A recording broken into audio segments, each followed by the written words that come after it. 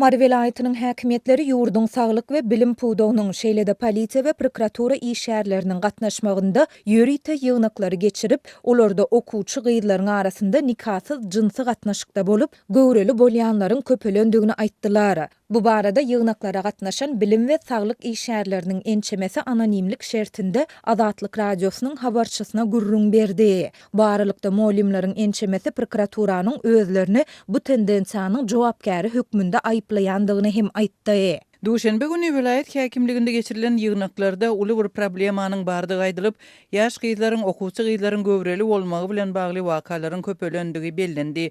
Häkimlik wekilleri hasahanalarda çağa doguryan ýaşajyk mektep okuwçylarynyň sanynyň ýyl-ýyldan artýandygyny aýtdylar. Dip ýygnaga gatnaşan saglyk işgäri anonimlik şertinde aýtdy. Onuň sözlerine görä ýygnaklarda esasan gyzlary we oglanlary ahlak taýdan terbiyelemek meselesine üns çekildi. Lukmanlaryň we molimlaryň käbirleri häkimiýet wekillerine okuwçy gyzlaryň arasynda göwreliligiň öňüni almak üçin mesele ýüzlöý däldi, içgin seretmäge. Bu barada ýörite mailnama işläp düzmäge çağırdylar. Öz gezeginde häkimiýet wekilleri meseleniň öňüni almak üçin enatalar bilen bilelikde işleşmegiň zerurdygyny nygtadylar. Olar bu çäräniň bir bölegi hökmünde mekteplerde okuwçy gyzlaryň arasynda geçirilýän we häkimiýet wekilleri tarapyndan ahlak päkligi adlandyrylýan ginekologiýa barlyklarynyň netijeleriniň enatalar bilen paýlaşyljakdygyny aýtdylar. Mekteplerde gyzlarda barlyklar geçirilende olaryň 50-60%-nyň jynsy gatnaşykda bolandygy anyklanýar. Ýöne enatalar bu zatlardan köplenç habarsyz bolýarlar we barlyklaryň netijeleri olar bilen paýlaşylmaýar. Ýaşlykda mektepde goýberen ýalňyşlary üçin bagtlaryna sebäp bolmaly diýip bu maglumatlar gizlin saklanýardy we okuwçy gyzlar bilen diňe gürrüňdeşlik geçirilýärdi. Ýönünde ahlak terbiýesini güýçlendirmek üçin barlyklarda gyz dälligi anyklanan okuwçylaryň enatalarına barlyklaryň netijelerini aýtmagyň zerurdygyny ykdaldy. Dip ýygnaga gatnaşan bilim işgäri anonimlik şertinde aýtdy. Azatlygyň bu ýygnaklar barada welaýat häkimliginden şeýlede Sewitiň bilim we saglygy goraýyş müdirliklerinden telefon arkaly tesbir almak boýunça eden synanyşyklary oňy netije tapmady. Ýurdun bilim ministerliginiň web sahypasynda hem ýygnaklar we onuň geçirilmeginiň sebäbi barada maglumat ýok. Bellesek Türkmenistanda soňky 8 ýyldan gowrak wagt bäri häkimiýetler okuwçy gyzlary mejburi ginekologiýa barlygyndan geçirýärler we olaryň jynsy gatnaşykda bolandygyny ýa-da bolmandygyny anyklaýarlar. Bu çäreler ýylda bir gezek, kätede 2 gezek duýdansyz geçirilýär. Şeýle barlyklaryň nowatdaky gezek geçirilýändigi barada Azatlygyň habarçylary şu aýyň başynda maglumat berdiler.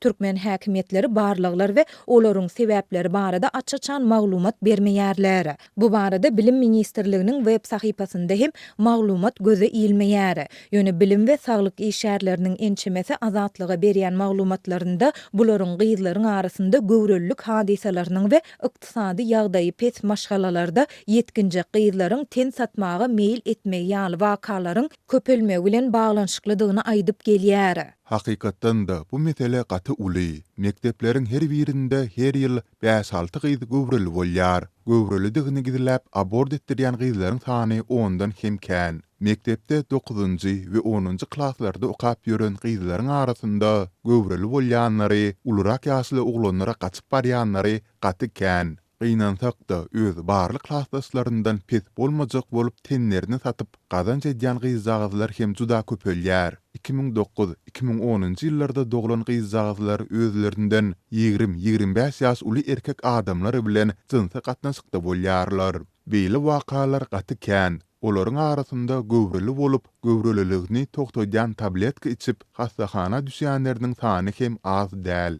Dip marly bilim işgäri aýtdy. Molimlaryň ençemesi prokuraturanyň özlerini bu tendensiýanyň jogapkary hökmünde aýplaýandygyny hem aýdýar. Olaryň sözlerine görä nikasyz jynsy gatnaşykda bolup, göwreli bolýan ýa-da çağa dogurýan okuwçy gyzlaryň molimlary prokuratura tarapyndan bir näçe günläp soragy çekilýär. Molimler bir näçe günläp prokuratura gatnap, onuň gapysynda oturmaly bolýarlar. Prokuratura işgärleri molimlary günäli çykarýarlar. Siz siz işiňizi dogry we dogry ýerine ýetirenigizde okuwçylar beýle güne düşmezdi diýerler diýip, ýakynda soraga çekilen muallimleriň biri anonimlik şertinde gurrun berdi. Şol bir wagtda muallimler bu tendensiýanyň esasy jogapkary hökmünde hökümeti aýyplaýarlar. Olar mekteplerde ýaşlara jinsy gatnaşyklar barada ýeterlik bilim berilmezliginiň bu tendensiýanyň esasy sebäpleriniň biridigini aýdýarlar.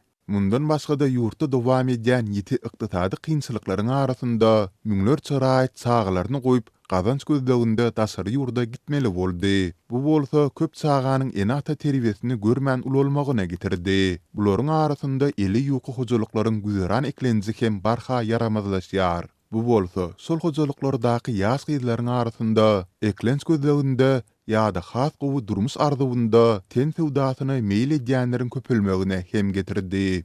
Diýip muallim belledi. Türkmenistanyň häkimetleri we berk döwlet gözegçiligindäki media serişdeleri bu ýagdaýlar we olaryň sebäpleri barada mesele gozgap, açyçan habar bermeýärler.